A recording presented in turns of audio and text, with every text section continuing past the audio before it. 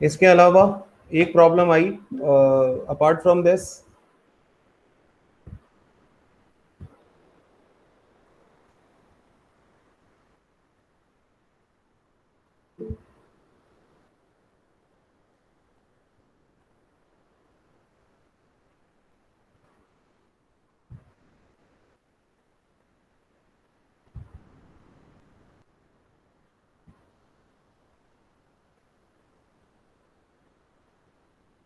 Okay. So there is, I hope, apart from Surojit, nobody has any problem. So let's address his problem कि क्या दिक्कत इनको आई. Okay.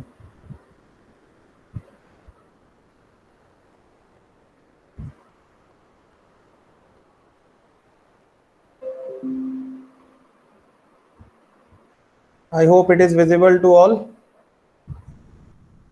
Yes, sir. Okay.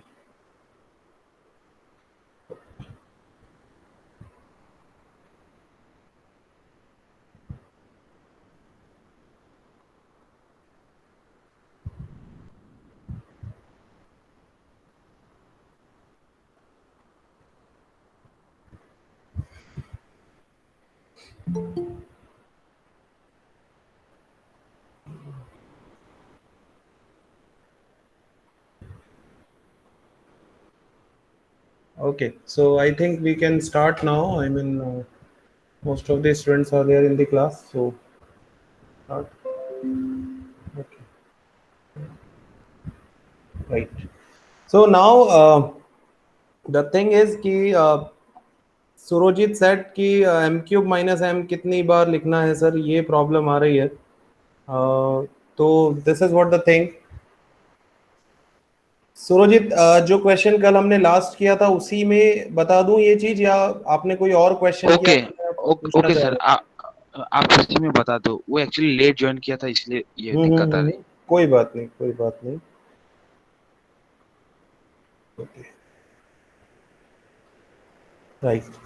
So the thing is कि Surojit M cube minus M upon 12 जो है उसके लिए आपका जो M cube minus M upon 12 in this, सबसे पहली चीज तो हमें ये पता करना होता है कि how many times it will come. Yes sir. कितनी बार इसको लिखना है. So answer to this question is this, that check the numbers who are having a frequency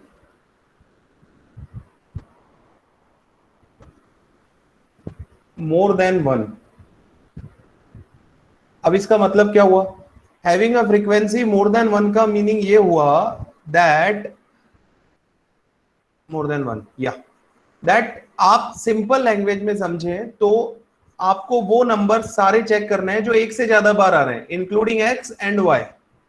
x में पहले चेक कर लीजिए जो नंबर एक से ज्यादा बार आ रहा है, या इन अदर सेंस जो रिपीट हो रहा है, जो ऑब्जर्वेशन एक से ज्यादा बार ऑब्जर्व किया गया है, आप सिर्फ उनको चेक कर लीजिए. अब एक बार अपन अपने क्वेश्चन पे चलते हैं. हमने x में देखा, सो x में वी हैव 50, जो कि 1 is there, then we have 50 over here, then we have 50 over here, यानी 50 की फ्रीक्वेंसी एक से ज्यादा है, तो एक तो हमें नंबर मिल गया 50. दूसरा फिर वापस देखा तो now 55 is also repeating, 55 coming two times, so second number is 55.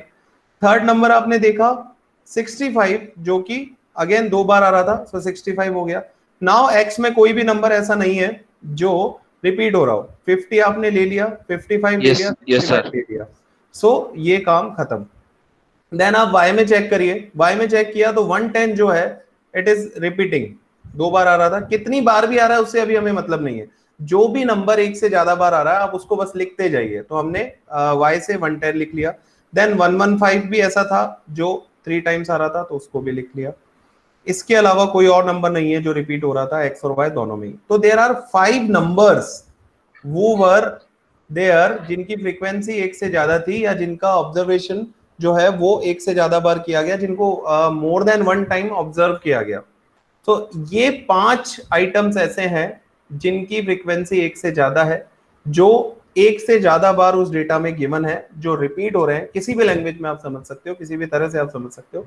सो यहां से ये फिक्स हो गया कि जो m³ माइनस m अपॉन 12 है वो आपके पास 5 टाइम्स लिखा जाएगा इस क्वेश्चन के लिए, because yes sir. 5 numbers are there जो एक से ज्यादा बार आ रहे हैं। यही चीज हमने यहां लिखी थी, ये रहा,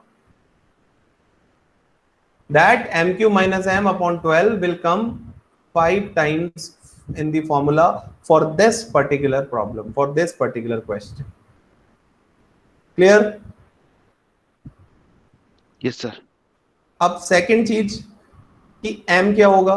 सो आप बस फर्स्ट नंबर पकड़िए, आपने 5 टाइम्स ये लिख दिया। 5 टाइम्स लिखने का मतलब ये हुआ, मैं लिख के बता देता हूं एक बार, R R is equal to 1 minus 6 sigma D square plus m³ minus m upon 12 plus m³ minus m upon 12 plus m³ minus m upon 12 plus m³ minus m upon 12 plus 1 2 3 4 m³ minus m upon 12 in bracket closed, and the entire thing is divided by n³ minus n. Now first, second, third, fourth, fifth, इनमें m की value क्या क्या आएगी ये decide करना है। Second question ये बनता है। सिग्मा डी स्क्वायर आप लोग कैलकुलेट करके लिख देंगे आराम से। नाउ चलिए वापस उस पे। सबसे पहला नंबर ऐसा था 50। सो 50 कितनी बार आ रहा था आपने देखा, 3 times it was coming. So first bracket में m की जगह 3 पुट कर देंगे। सो 3 का cube minus 3 upon 12 plus. Now second number देखिए, second number was 55 which was coming 2 times. So उसके लिए m इज इक्वल टू 2 हो जाएगा। So 2 cube minus 2 upon 12। Third number I think 65 which was coming 2 times, 2 बार आ रहा था। तो थर्ड ब्रैकेट में m की जगह में 2 पुट कर दूंगा, 2 cube minus 2 upon 12। Similarly next number is 110, sorry, which is again coming 2 times. So third bracket में आप again m की जगह 2 पुट कर देंगे। Then last जो है that is this 115 which is coming 3 times, तो last वाले के लिए it will again come as 3। ये हो गया डिवाइडेड बाय जो भी नंबर ऑफ ऑब्जर्वेशन आपके थे, 1 2 3 4 5 6 7 8 9 10, तो 10 क्यूब माइनस। अब बताइए, is it clear? Yes Surjit, Nisha said yes.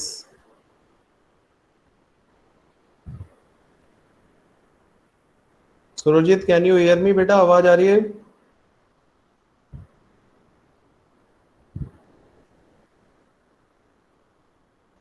Sushmita said yes. Apart from Surojit, everybody is responding, and he is the one who has asked the question. I think कुछ connection problem होगी या तो। Okay, okay. Yes sir. Yes sir. हो गया सुरजीत, समझ आ हाँ गया? Sir. हाँ सर, वो कनेक्शन थोड़ा बीच में प्रॉब्लम हो गया था। कोई बात नहीं, it happens. So now everything is clear. चलें आगे? Yes, sir. Okay, very good. So now we have done with the calculation. Now someone has joined now. रुको।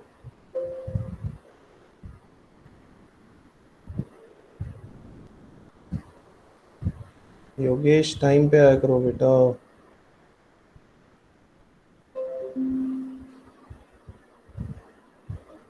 Okay, so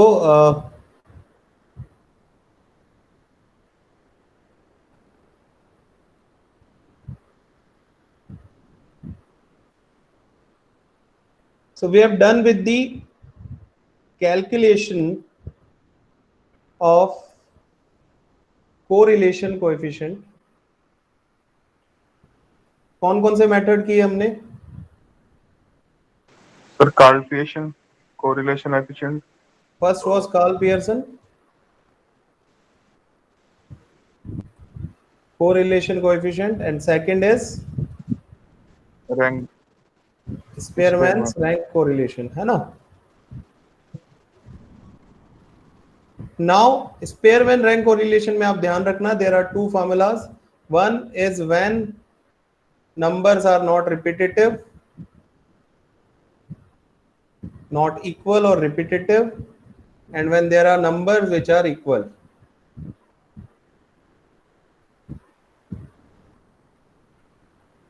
Are equal when some numbers are equal. Okay, ठीक है. सो दोनों category का formula mind में रखना. Calculation of correlation coefficient में ये दो मेथड्स आपके लिए मोर देन इनफ है, कोई प्रॉब्लम नहीं है. ठीक है. नाउ इनसे जुड़ी छोटी छोटी कुछ बातें हैं जो आज करके इस टॉपिक को ट्राई करते हैं क्लोज करने का. सो उससे पहले ये बताइए, मिड टर्म में जो भी आप लोगों के आ रहा है उसमें किसी को कोई प्रॉब्लम हो तो पहले वो पूछ लीजिए बेटा.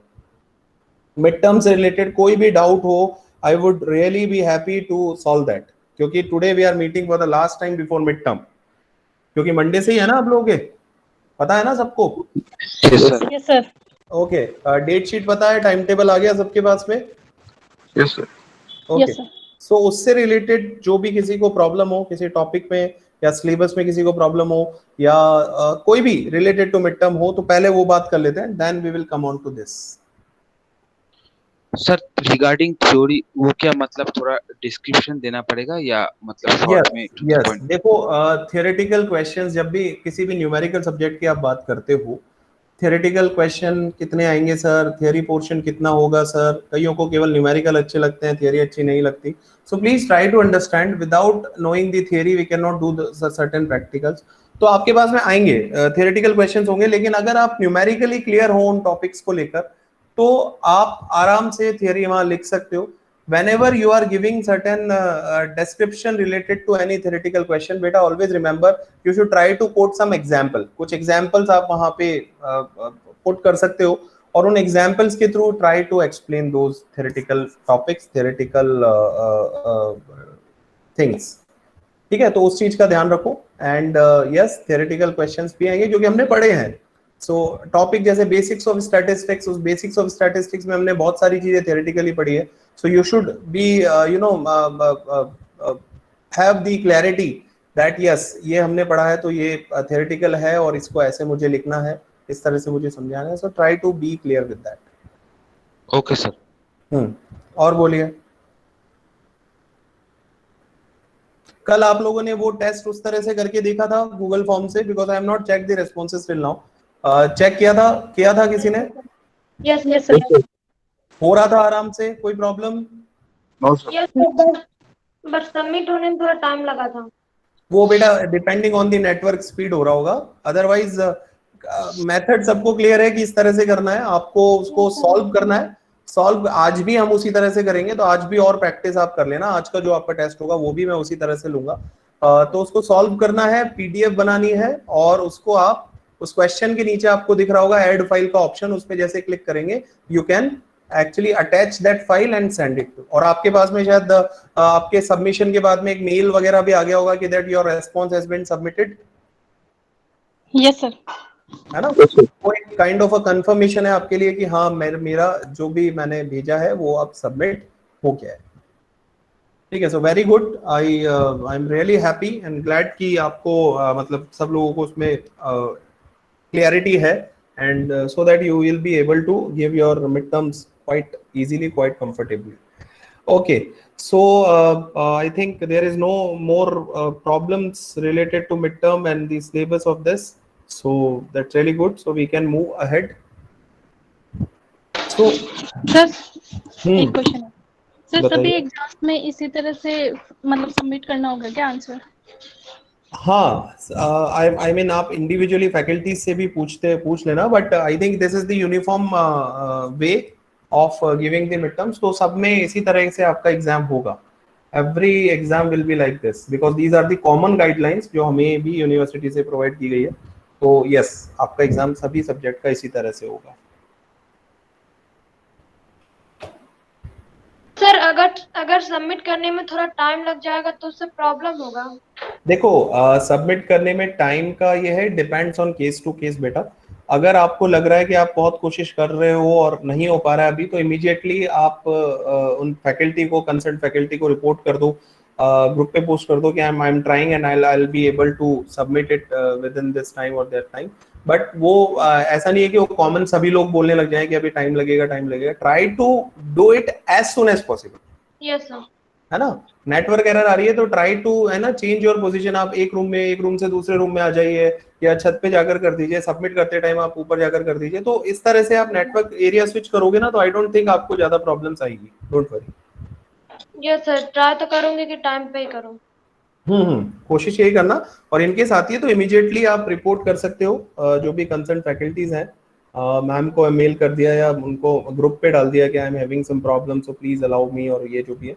But that should not be like habitual, नहीं होना चाहिए कि नहीं हमें तो और टाइम चाहिए और आप उस टाइम को अलग तरह से यूटिलाइज कर रहे हैं। ऐसी चीजें नहीं होनी चाहिए, they should not be the things, है ना। Yes okay, sir. और कोई दिक्कत? सर हम्म सर आपने जो एक बार उसमें टेस्ट में क्वेश्चन दिया था जो अभी कल कल या परसों, उसका एग्जैक्ट आंसर नहीं पता चल रहा है। कौन सा क्वेश्चन था? सर जो कोफिशिएंट निकालना था कार्पेट सेल के, उससे ही जिसमें 1730x ये सब थे। ओके, एक मिनट रुको, मैं सर्च करता हूँ क्वेश्चन, मेरे पास होगा। कार्ल पियर्सन कोरिलेशन कोएफिशिएंट का क्वेश्चन था। यस सर, आपने परसों दिया था वो। Wait,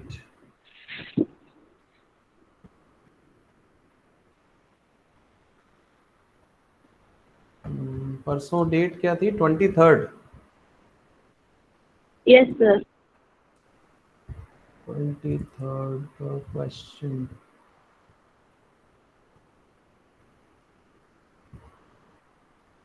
Wait. So although the questions are like randomly created, but I think इसका आंसर 0.73 0.7 समथिंग आ रहा है आपका। Yes sir. सर मतलब वो आ रहा है ना, मतलब कुछ दिक्कत हो रही है शायद उसमें, पता नहीं क्या, लेकिन उसमें नन ऑफ दीज था वैसे तो आंसर, क्योंकि उसमें से आप सब में से 0.69 0.6 मतलब ऑलरेडी सब में ऐसे था, तो नन ऑफ दीज ही आ रहा था उसमें। नहीं, आपका आंसर क्या आ रहा था? आर की वैल्यू बताइए आपकी क्या आ रही थी? सर मतलब मेरा ना कुछ 0.7 0.7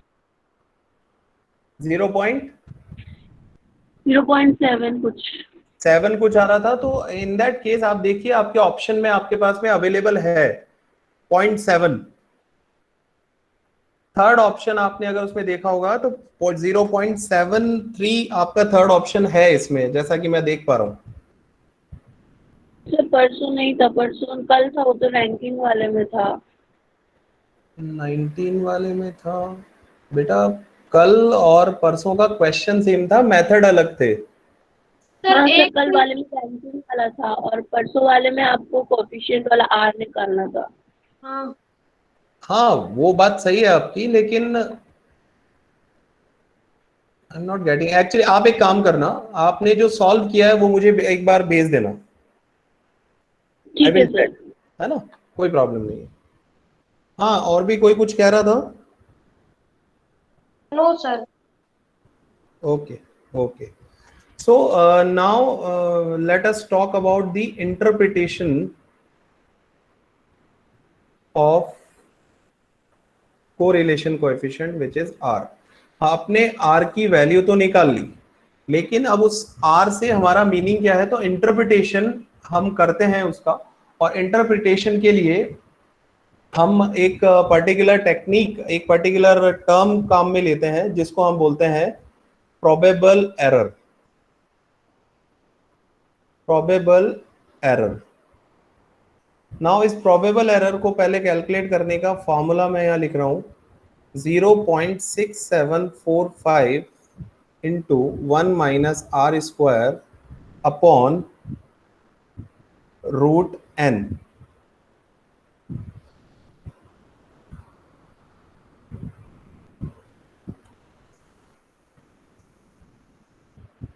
This is the formula for calculating probable error. 0.6745 into 1 minus r square upon root n. Now सबसे पहली बात आती है कि probable error होता क्या है. बेटा probable error एक्चुअली आपको एक पर्टिकुलर वैल्यू देता है, एक पर्टिकुलर वेरिएट देता है, जिसको आप अपने जो भी आपके पास में r है, r आपके पास में लेट सपोज आया 0.80 और उसकी प्रोबेबल एरर आ रही है लेट सपोज 0.05. ठीक है. So this probable error will give you an interval.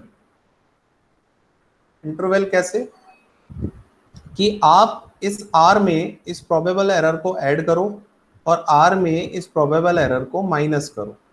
तो when we add this probable error into this r, क्या मिलेगा मुझे, क्या वैल्यू आएगी बताइए. 0.85. 0.85. And when I subtract it, जब मैं माइनस करूंगा तो 0.75. 0.75.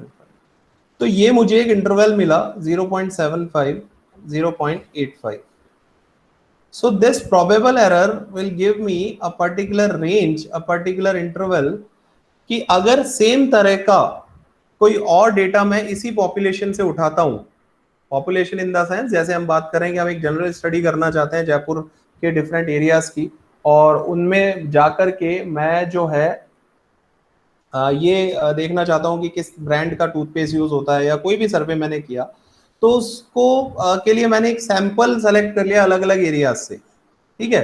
पूरे जयपुर की पॉपुलेशन बहुत ज्यादा है, सबका सर्वे करना मेरे लिए पॉसिबल नहीं है, तो मैंने उन सारे अलग अलग एरियाज से अलग अलग तरह का डेटा कलेक्ट कर लिया. लेट सपोज 50-50 का डेटा बहुत अलग अलग एरियाज से मैंने कलेक्ट कर लिया. तो आपने एक 50 का सैंपल लिया और कुछ उन पे कैलकुलेशन करके कोरिलेशन आपने ये निकाल लिया.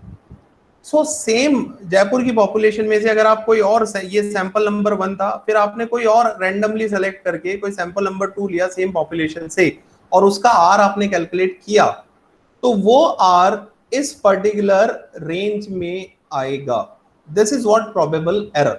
प्रोबेबल एरर आपको एक पर्टिकुलर रेंज दे देती है, एक पर्टिकुलर इंटरवल दे देती है, जिसमें अगर आप सेम पॉपुलेशन से कोई और सैंपल लेकर के आप कैलकुलेशन करते हैं तो आपके आर की जो वैल्यू होगी वो इस रेंज में कहीं आएगी. दूसरी चीज, इस पॉपुलेशन की correlation coefficient, correlation for this entire population, वो इस पर्टिकुलर रेंज के अंदर होगा. ये प्रोबेबल एरर का पहला यूज है.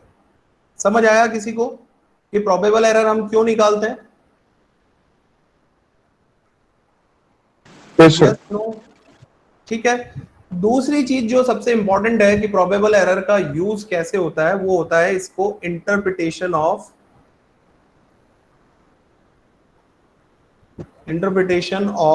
कोरिलेशन कोएफिशिएंट में. प्रोबेबल एरर का सबसे ज्यादा यूज होता है, जो एक सबसे इंपॉर्टेंट चीज जो प्रोबेबल एरर हमें देती है वो है इंटरप्रिटेशन ऑफ आर में. अब इंटरप्रिटेशन ऑफ आर का मतलब क्या है कि आप जो भी क्वेश्चन आप करें उसमें सबसे पहले आप आर कैलकुलेट कर लेंगे, विच इज कोरिलेशन कोएफिशिएंट.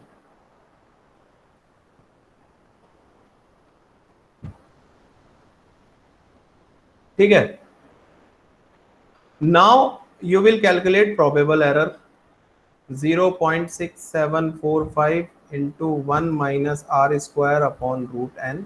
इससे आपने प्रोबेबल एरर निकाल ली. Now you will compare this r and probable error. If r is less than, first condition मैं लिख रहा हूं, एक मिनट.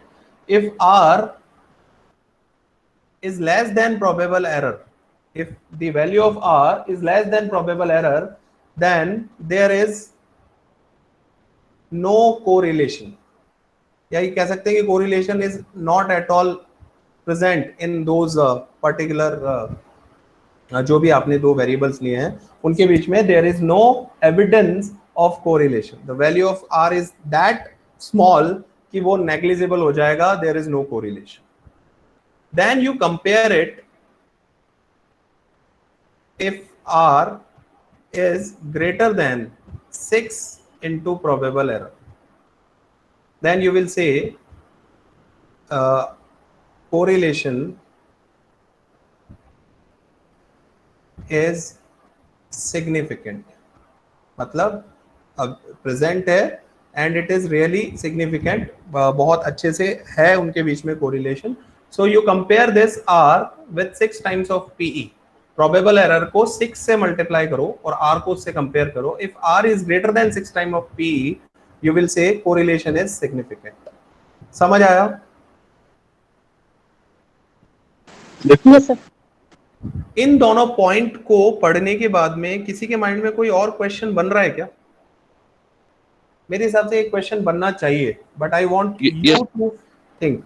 हाँ, प्रोबेबल एरर और मार्जिन ऑफ एरर क्या एक है सर? नहीं बेटा, मार्जिन ऑफ एरर और प्रोबेबल एरर आर डिफरेंट. आपने कोर्स कर लिया है तो उसमें आपने मार्जिन ऑफ एरर बहुत अच्छे से पढ़ा होगा आई थिंक. सर थोड़ा बहुत.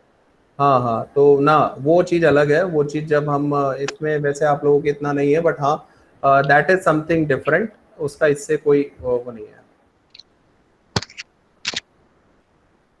सर प्रोबेबल एरर से, हाँ, सर ये 6 क्यों आ रहा है? 6 प्रोबेबल एरर 6 टाइम्स, इसका क्या मतलब? ये बेटा जनरल सेट ऑफ रूल्स हैं हमारे कि हम लोग जो है उसको 6 टाइम्स ऑफ पी से कंपेयर करेंगे. जैसे हम कहते हैं कि r इज इक्वल टू +1 ही क्यों लिया परफेक्टली पॉजिटिव के लिए? तो दीज आर सेट स्टैंडर्ड. हम बोलते हैं ना r इज इक्वल टू +1 आ गया तो परफेक्टली पॉजिटिव कोरिलेशन है. Yes sir. तो देयर आर सर्टेन पैरामीटर्स जो हमने उस पे लिया. जैसे आप एक जनरल एग्जांपल लेते हैं हम कि हम कहते हैं कि आप अपना जो बॉडी टेम्परेचर उससे लेते हैं थर्मामीटर से, तो कितने एक पर्टिकुलर रेंज के ऊपर आता है तो आप उसको फीवर मानते हैं? 37. More than 37.5. 37.5 है ना. फ़ारेनहाइट में लेंगे तो कितना आएगा? 100 आपका 97 98 कुछ आएगा. हाँ, अप्रोक्सीमेटली, है ना. तो अब वो these are certain I mean assumptions और parameters set standard set on the basis of certain results came out on Yes, certain sir. studies. So उसी तरह से R को हम 6 PE से जब कंपेयर करेंगे and if it is greater than 6 PE, जो कि जनरली बहुत मेजॉरिटी ऑफ द केसेस में होता है, तो आप कहेंगे yes correlation is significant, right. But अगर R जो है इज लेस देन 6 PE, एक चीज और सेट कर दी जो कि बहुत मतलब रेयर रूल है, बहुत छोटा रूल है, कई बुक्स में लिखा हुआ भी नहीं मिलेगा, बट कहीं कहीं होता है. But greater than 3 PE. आप समझना, आपका जो क्वेश्चन यहाँ बनना है वो एक ये था कि sir R is greater than 6 PE तो हो गया, लेकिन if R is less than 6 PE तो एक रेंज आप ये चेक कर लो कि R is less than 6 PE but it is greater then 3 PE.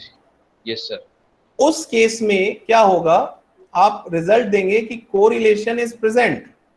इनके बीच में कोरिलेशन तो है, it is present but not significant. Yes sir. Right. So there are 3 points जो आपको माइंड में रखने हैं. सबसे पहला, अगर R PE से छोटा ही हो जाए, if R is less than PE there is no correlation. If R is greater than 6 times of PE, probable error को 6 से multiply करो और उसको R से compare करो. If R is greater than 6 PE, तो correlation is significant, present and significant. And third, अगर 6 PE से कम आ रहा है तो एक बार 3 PE से compare करो. अगर R 3 PE से ज्यादा आ रहा है तो correlation is present but not significant. Clear?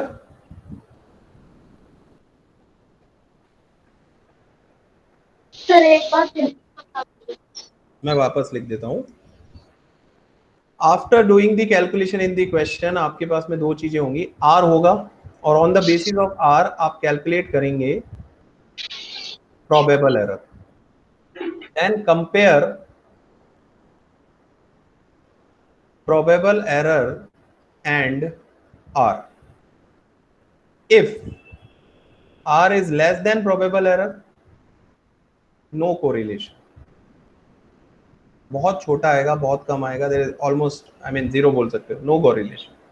Second, if R is greater than 6 times of PE, correlation is significant.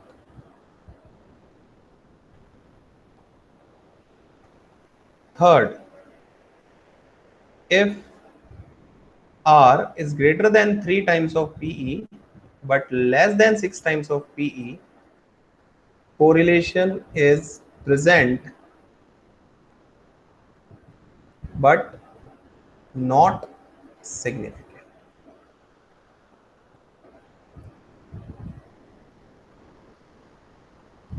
ठीक है, इसको नोट कर लीजिए, कॉपी है आपके पास में, स्क्रीनशॉट ले लीजिए, या फिर वीडियो अवेलेबल रहेगा यूट्यूब चैनल पे, तो आप वहां से भी देख सकते हैं, कोई प्रॉब्लम नहीं है. These all are on recording.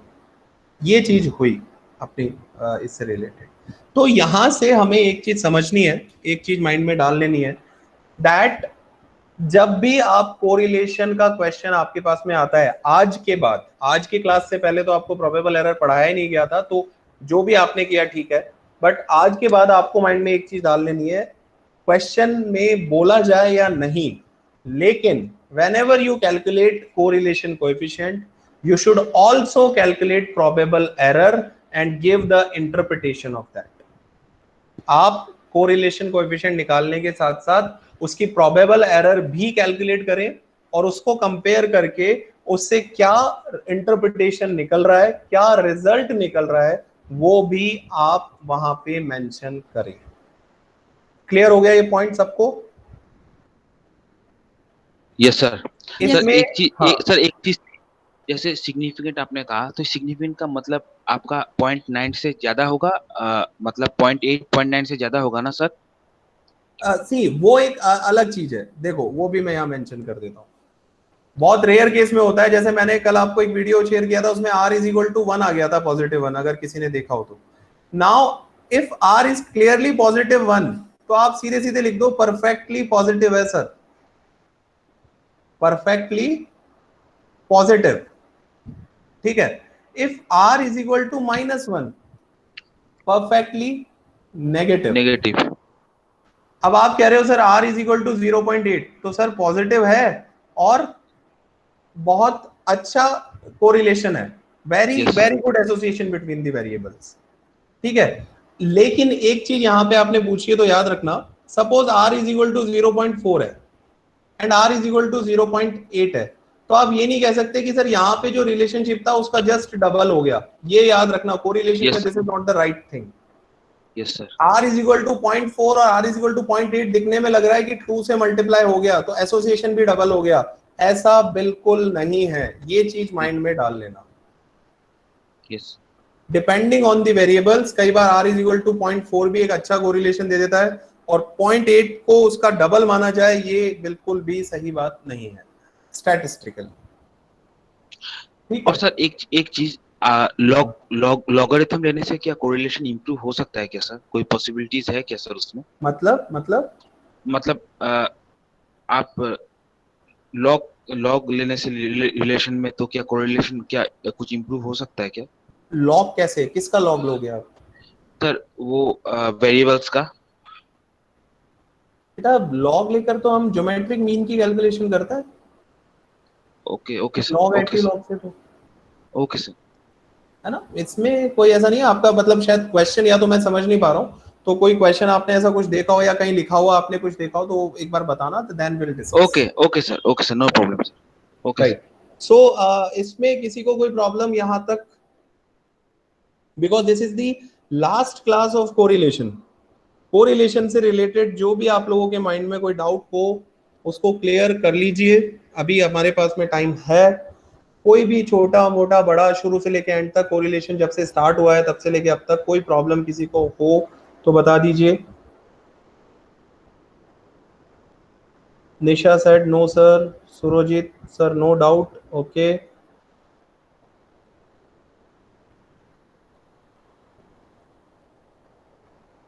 जागृति ओके. No sir.